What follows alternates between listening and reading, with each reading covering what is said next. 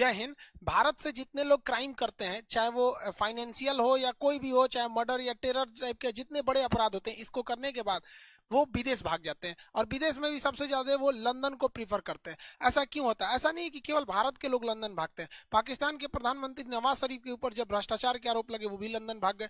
वहां के पूर्व राष्ट्रपति और जनरल परवेज मुशर्रफ, वो भी लंदन भाग गए। पूरी दुनिया से लोग अगर कहीं भागते हैं तो सीधे लंदन भाग जाते हैं। चाहे वो हमारे आईपीएल घोटाला को लेकर ललित मोदी हो, नीरव मोदी हो, या फिर विजय माल्या, ये लंदन भाग जाते हैं। इसके लिए लंदन कुछ इन लोग को बुलाता भी है। इंग्लैंड जो है इसके लिए खुद प्रेरित करता है। दुनिया के जितने फ्रॉडियर हैं, वो करोड़पति वगैरह, वो कहते हैं कि अगर आप इंग्लैंड में आकर 2 मिलियन पाउंड का अगर इन्वेस्टमेंट करते हैं, या बंगला खरीदते हैं, रेस्टोरेंट चलाते हैं, या फैक्ट्री खोलते हैं, कोई भी चीज करते हैं, तो हम आपको कुछ साल तक रहने की गारंटी दे देते हैं, चाहे आप कितना भी बड़ा अपराध किए हो। इसके लिए वो ऐसे लोगों को गोल्डन वीजा प्रोवाइड करता है, और ऐसे लोगों को उसकी जो कानून व्यवस्था थोड़ी सी अपनी आंखें बंद कर लेती है। लेकिन ऐसा नहीं है कि कोई भी सरकार या इवन भारत सरकार हाथ पर हाथ रख के बैठी है। इसके लिए भारत सरकार ने भी इंग्लैंड से तथा अन्य देशों से भी प्रत्यार्पण संधि किया है, जिसके एक्स्ट्राडिशन ट्रीटी के नाम से जानते हैं।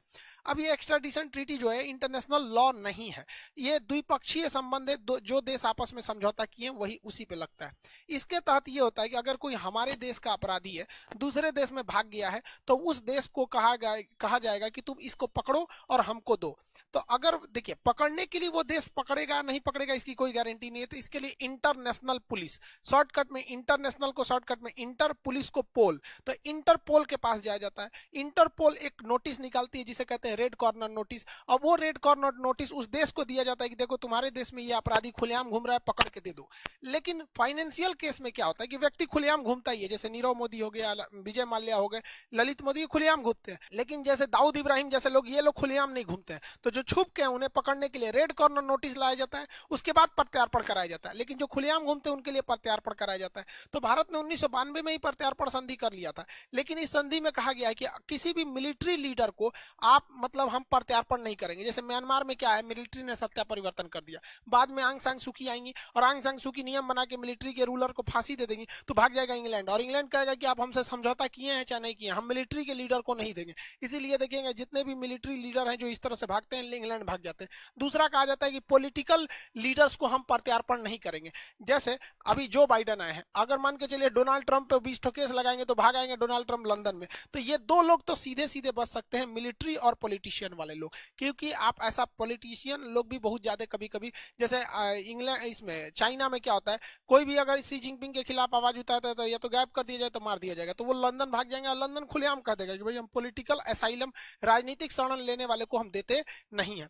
लेकिन अब दिया किसको जाता है, तो वैसा क्राइम करने वाला व्यक्ति जो दोनों देश में क्राइम माना जाता हो। जैसे भारत में कुछ ऐसे क्राइम है जिन्हें आप क्राइम मान सकते हैं, लेकिन बहुत वो ऐसे कानून जो है वो अमेरिका या इंग्लैंड में क्राइम नहीं माने जाते हैं। तो आप उसी संधि पर प्रत्यार्पण, उसी कानून पर होगा प्रत्यार्पण जो इसको दोनों देशों ने क्राइम की श्रेणी में रखा हुआ है। जैसे भारत में पोर्नोग्राफी बनाना एक तरह का अपराध है, लेकिन इंग्लैंड में यह अपराध नहीं है। तो दोनों कंट्री में अपराध नहीं है, तो इंग्लैंड कह देगा कि नहीं भैया हम आपको प्रत्यार्पण नहीं करेंगे। लेकिन नीरव मोदी और विजय माल्या के समय में तो दोनों देश कहते हैं कि अपराध है, बैंक का पैसा लेकर नहीं चुकाना या फर्जीवाड़ा करना दोनों अपराध है।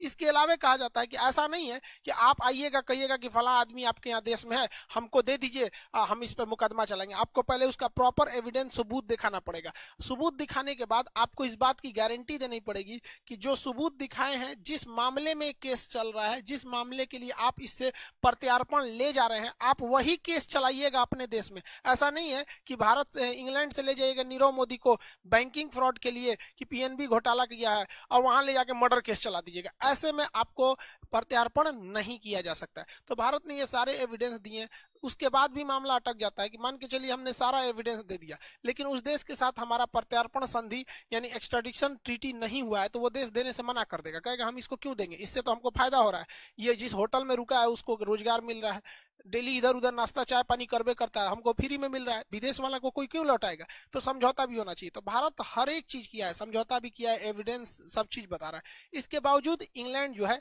आप कुछ भी कर दीजिए आपके केस को फंसा देता है, क्योंकि इंग्लैंड इस तरह जानबूझ सोच के कहता है इंग्लैंड कि हमारा समझौता से बहस नहीं है, पहले ये कोर्ट डिसाइड करेगी कि हमें लौटाना है या नहीं, यानी जो जो चीजें जरूरी है ये कोर्ट में जाएगा। और ये शुरुआत करता है इंग्लैंड डिस्ट्रिक्ट कोर्ट से। अब आप बताइए भैया, डिस्ट्रिक्ट कोर्ट में 3 साल लटक जाएगा मामला। डिस्ट्रिक्ट कोर्ट अगर डिसाइड कर दिया कि नहीं भैया इनको कहाँ भेज दीजिए, भारत में भेज दीजिए, तो अब वो आदमी कहता है कि नहीं हमें भारत मत भेज दिए, वो चला जाता है हाई कोर्ट में। अब हाई कोर्ट कहेगा कि नहीं नहीं आप आपको भारत भेजना पड़ेगा। जैसे नीरव मोदी के केस में हाई कोर्ट ने इंग्लैंड का कह दिया कि नहीं आप भारत जाएंगे, तो अब ये लोग कहाँ जाते हैं, सुप्रीम कोर्ट में। लेकिन सुप्रीम कोर्ट में जाने से पहले यहाँ इन्हें एक और मतलब परमिशन लेनी पड़ती है हाई कोर्ट से कि ये मामला सुप्रीम कोर्ट के लायक है कि नहीं। तो नीरव मोदी के केस में जज ने कह दिया हाई कोर्ट का कि नहीं आप भारत ही जाएंगे, आपको ये मामला इंग्लैंड जाने मतलब सुप्रीम कोर्ट जाने लायक नहीं है। लेकिन अगर सुप्रीम कोर्ट जाने लायक रहता तो 1-2 साल और फंस जाता। तो यहाँ तो खत्म हो गया। लेकिन सबसे ज्यादा अगर किसी को बचाता है तो इंग्लैंड का एक वो है European court of human right. Europe के देशों ने ह्यूमन राइट को बहुत ज्यादा वैल्यू देते हैं और ये कहते हैं कि भाई जब तक ये कोर्ट नहीं कहेगा कि आपको किया जाए प्रत्यार्पण तब तक नहीं करेंगे। अब ये लोग छोटे से छोटे चीज को ध्यान देते हैं कि आप इनको जब ले जाएंगे तो वो जेल कैसा है, उस जेल की हॉस्पिटल व्यवस्था कैसी है, बिल्डिंग कैसा है, मतलब कहीं ना कहीं से मामला फंसा के कह देते हैं कि नहीं वो जेल ठीक नहीं है, हम आपको जाने नहीं देंगे। अभी क्या है कि नीरव मोदी के साथ अभी भी ये मामला थोड़ा सा अटक सकता है, क्योंकि उनका कहना है कि भाई जो मुंबई का आर्थर रोड है उसकी व्यवस्था ठीक नहीं है। लेकिन इनका आना एकदम फिक्स हो गया क्योंकि आर्थर रोड जेल में कुछ कोरोना के मरीज भी मिले थे। हालांकि अब वहां भी कोरोना के केस कंट्रोल में है और नीरव मोदी जब आएंगे तो उनको आर्थर रोड जेल के बैरक नंबर 12 में रखा जाएगा। वहां पर संजय दत्त को भी रखा जा चुका है, अजमल कसाब जैसे लोगों को भी वहां पर रखा जा चुका है। वो बहुत ही ज्यादा सेफ्टी वाला वो जेल है। अब इनका यहाँ पर आना फिक्स हो गया। लेकिन बात अटक जाती है कि कब तक हम लोग ऐसी लंबी प्रक्रिया को लेके चलेंगे। एक बार district court, high court, supreme court, फिर वहां के ह्यूमन राइट कोर्ट में जाएगा, फिर मामला अटक जाएगा। हम लोग 131 ऐसे भगोड़े लोग हैं जिन्हें हम लाना चाहते हैं, जिसमें अब तक केवल 2 ठो को लाने में कामयाबी मिली है। मतलब 1% से 2% लोग को ही हम लोग ले आ पाते हैं, बाकी को नहीं ला पाते। तो इसके लिए हमें एक लॉन्ग टाइम सोचना पड़ेगा।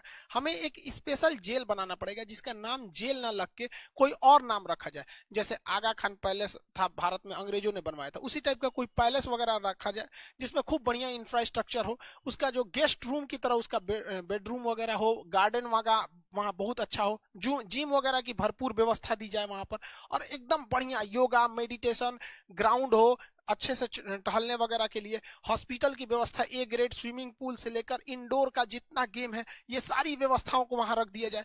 बेहतरीन ढंग का वहां पे रेस्टोरेंट टाइप का अंदर बना दीजिए, किचन हो, वेल फर्निश्ड बाथरूम वगैरह हर चीज बढ़िया हो, लाइब्रेरी हो, अपना सारा चीज हो, और उसको वेल एस्टेब्लिश करके इंग्लैंड का जो कोर्ट है उसको और जो वहां का ह्यूमन राइट कोर्ट है उसको एक बार निमंत्रण दिया जाए कि आप आइए हमारे यहाँ, हम खर्च देते हैं और जांच कीजिए कि हमने ये जो व्यवस्था दिया है इसमें कोई कमी तो नहीं है।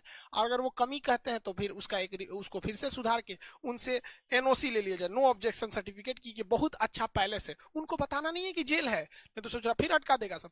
पहले उनसे सर्टिफिकेट ले लेना है और ये जितनी चीजों बनवाना है उसको कोशिश ये करना चाहिए भारत सरकार को कि उस कंपनी से दिया जाए जो इंग्लैंड की महारानी का महल बनाया है। हर चीज जो कंपनी का उनके यहाँ टॉयलेट बाथरूम है वही लगवाओ, किचन जो वहां बना मतलब एकदम सेम, ताकि इंग्लैंड का कोई भी कोर्ट या फिर ह्यूमन राइट ये ना कह सके कि इस महल में, इस पैलेस में किसी चीज की कमी है। जब ये बन जाए ना तब भारत के लिए सही है।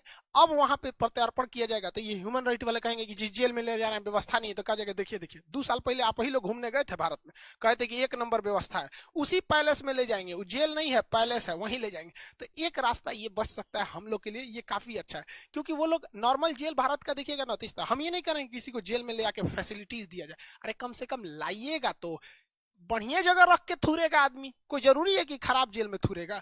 थूरने के लिए ऐसे ही बढ़िया जगह बढ़िया कुर्सी पे बैठा के थूरेगा आदमी, ऐसा थोड़ी कर रहे हैं कि आप थूरिएगा नहीं, लेकिन लाइए, क्योंकि इससे क्या होता है अटक जाता है, लोगों का मन बढ़ जाता है। ऐसा अंग्रेजों ने भी किया था। भारत छोड़ो आंदोलन बहुत ही विकराल रूप लेने जा रहा था 8 अगस्त 1942 को। ये वो समय था जब इंग्लैंड की कमर तोड़ दिया था जर्मनी ने द्वितीय विश्व युद्ध में। इसी बीच महात्मा गांधी ने देखा लोहा गर्म है, अभी प्रहार करना सही है, डू और डाई, करो या मरो का नारा दिया भारत छोड़ो आंदोलन में। अंग्रेज अंग्रेजों ने ऑपरेशन 0 आवर करके एक आंदोलन चलाया, मतलब एक ऑपरेशन चलाया और रातों रात सारे नेताओं को गिरफ्तार कर लिया गया।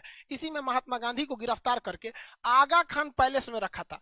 जरा इतिहास से सीखिए, क्या भारत में जेल की कमी थी? लेकिन आगा खान पैलेस में रखा और लोगों के संभावना सिंपैथी जीता कि हम महात्मा गांधी को जेल में थोड़े रखें, पूना के आगा खान पैलेस में रखें। तो भारत सरकार को भी कहना चाहिए कि हम नीरव मोदी या विजय माल्या या जो भी भारत से गए हम उन्हें जेल में नहीं डालेंगे, हम भी उन्हें पैलेस में रखेंगे। आओ तो भैया यहाँ पर, ताकि कुछ मतलब वो लोग अड़ंगा ना लगा सके। कहा जाता है ना, इतिहास से हमने यही सीखा है कि इतिहास से हमने कुछ नहीं सीखा है। इतिहास से कुछ सीखना चाहिए कि आखिर अंग्रेज पागल थोड़ी थे कि जो गांधी जी को महल में रखेगा सब। नहीं तो इसको काउंटर करने के लिए भारत सरकार को भी नेशनल ह्यूमन राइट्स में यह कह देना चाहिए कि कोई भी विदेशी, खास करके यूरोप का व्यक्ति या इंग्लैंड का व्यक्ति, अगर वहां कोई फ्रॉड करता है तो भारत में आ सकता है, वो भी यहाँ पे 200-400 करोड़ का इन्वेस्टमेंट कर दे, कोई दिक्कत नहीं, हम भी उसे रहने देंगे। और अगर इंग्लैंड चाहता है कि उन्हें वापस इंग्लैंड में ले जाया जाए, कोई दिक्कत नहीं है, आप भारत में आइए, हम भी लौटा देंगे, लेकिन पहले डिस्ट्रिक्ट कोर्ट में मुकदमा लड़िए, डिस्ट्रिक्ट कोर्ट के बाद हाई कोर्ट जाइए, सुप्रीम कोर्ट जाइए।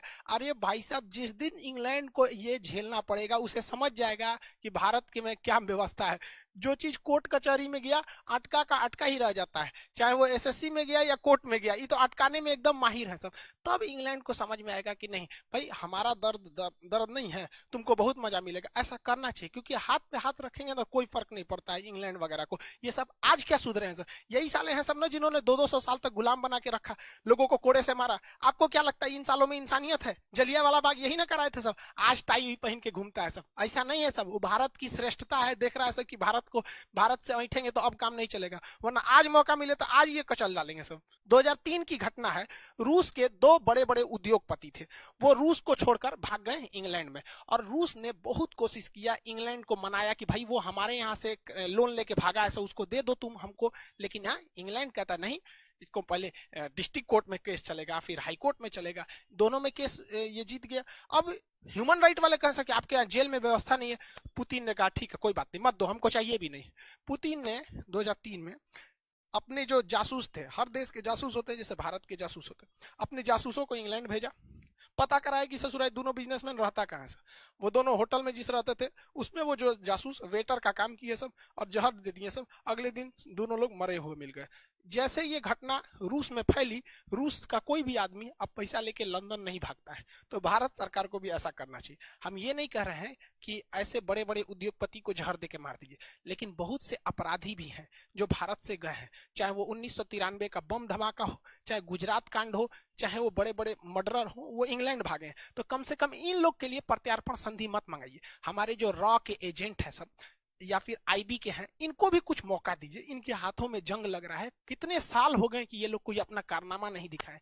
1-2 बार ऐसा होगा ना तो भारत से भी वहां लोग जाने में थोड़ा सा कतराएंगे। और कौन सा हमें खुलेआम AK-47 लेके जाना है? कुछ मोसाद से सीखा कीजिए लोग भाई साहब, कि हम लोग की भी इन रॉ वालों को कुछ छूट दीजिए। देहात में कहावत कहते हैं, भय बिना प्रीत कहां। अगर डर खत्म तो प्रेम खत्म हो जाता है। इसका एग्जाम्पल देखिए, यूएसए के पास इतना ज्यादा हथियार, इतना पैसा, सब कुछ है कि अगर अमेरिका से कोई भी व्यक्ति भागता है इंग्लैंड में तो उसमें से 95% लोगों को यह प्रत्यार्पण करके वापस बुला लेता है। वही भारत का देखेंगे तो भारत से जितने लोग इंग्लैंड जाते हैं उसका 1% लोग को भी भारत नहीं बुला पाता है, जबकि दोनों में सेम समझौता हुआ है। ये पावरफुल है इसलिए ही कर लेता है। तो हम लोग को ये दोहरी नीति अपनाते हैं अंग्रेज सब, शुरुआत से ही इन लोग की कहानी सेम रही है। तो ऐसे हाथ पे हाथ रखने से मन बढ़ने लगेगा। और जो बैंकों का पैसा ये बड़े बड़े उद्योगपति लेके जा रहे हैं, जरा याद कीजिए कि गरीब के अकाउंट में अगर पैसे कम हो गए तो उल्टे पैसे काट लिए जाते हैं। अगर गरीब ने अपना लोन नहीं चुकाया तो बैंक अपना बाउंसर भेज देती है, उन लोग को पीटा जाता है। ट्रैक्टर का पैसा नहीं चुकाया तो घर से आके ट्रैक्टर लेके चले जाते हैं, क्योंकि उन लोग गरीब हैं, उन पे चढ़ सकते हैं। और ये अमीर लोग हजारों हजारों करोड़, 10,000 करोड़, 14,000 करोड़, इतना इतना पैसा लेके जाएंगे, वो उनका पैसा थोड़ी है। या बैंक में जो पैसा है, बैंक लोन बांटती है, बैंक के दादा का पैसा है, वो इन्हीं गरीब लोगों का पैसा है। और वही बैंक जब डूब जाती है तो मोनिटोरियम लगा दिया जाता है कि आप 5,000 से ज्यादा नहीं निकाल सकते हैं। अभी कई तो बैंक डूबे थे सब, महाराष्ट्र से लेके कई बैंक डूबे सब वहां पर। तो किसी की बेटी की शादी है, मोनिटोरियम लगा दीजिए कि आप 10,000 से ज्यादा नहीं निकालेंगे। किसी के हार्ट का ऑपरेशन कराना है, हम टीवी पे देख रहे थे, न्यूज पे, कि एक बेचारे बूढ़े थे, कर रहे थे ऑपरेशन कराना है, आप कह रहे हैं 20,000 से ज्यादा नहीं निकलेगा। हम अपने पैसे को हमको सिखाइएगा आप कि कितना नहीं निकाल सकते हैं। रखने के टाइम तो आपने कुछ नहीं बोला था कि इतना क्यों रख रहे हैं। निकालने के टाइम इतना। हम ये नहीं कह रहे हैं कि गवर्नमेंट जानबूझ के कर रही है, लेकिन ये इन लोग की गलती की वजह से एक गरीब आदमी क्यों भुगतेगा? वही अमेरिका में क्यों नहीं हो जाता है? ये सिस्टम सुधारना पड़ेगा। आप देखेंगे स्विस बैंक को, तो स्विस बैंक में भी क्या है, अमेरिका का पैसा तुरंत स्विस बैंक वापस कर देता है, भारत का नहीं वापस कर पाता है। भारत के करोड़ों रुपए स्विस बैंक में। इवन जब मोदी जी 2014 में चुनाव जीते थे तो एसआईटी का गठन किया था, सबसे पहला काम उन्होंने यही किया था शपथ लेने के बाद कि एसआईटी का गठन किया गया काला धन का। रामदेव ने बाबा ने भी बहुत कुछ किया था। अब क्या हुआ काला धन का पता ही नहीं चला। अब काला धन के लिए स्विस बैंक ने भारत के लगभग 200 लोगों का नाम बताया था कि ये लोगों का काला धन है। उस समय विदेश मंत्री सुषमा जी थी और वित्त मंत्री जेटली जी थे। अब ये दोनों लोग नहीं है और 200 लोगों का नाम कहाँ गया पता ही नहीं चल पाया। तो खैर ये स्विस बैंक में पैसे कैसे रखे जाते हैं इस एक अलग टॉपिक है, इस पर कभी और चर्चा करेंगे। आई होप आप ये समझे होंगे कि लोग इंग्लैंड ही क्यों जाते हैं। आपका क्या राय है, भारत को सख्त नीति अपनानी चाहिए या भारत को एक अलग से प्रत्यार्पण जेल बनाकर हर सुविधा दे देनी चाहिए ताकि उन लोग को कोई बहाना न मिले? ऐसा करना चाहिए या नहीं, आप कमेंट करके बताएंगे। मिलेंगे नेक्स्ट क्लास में। जय हिंद।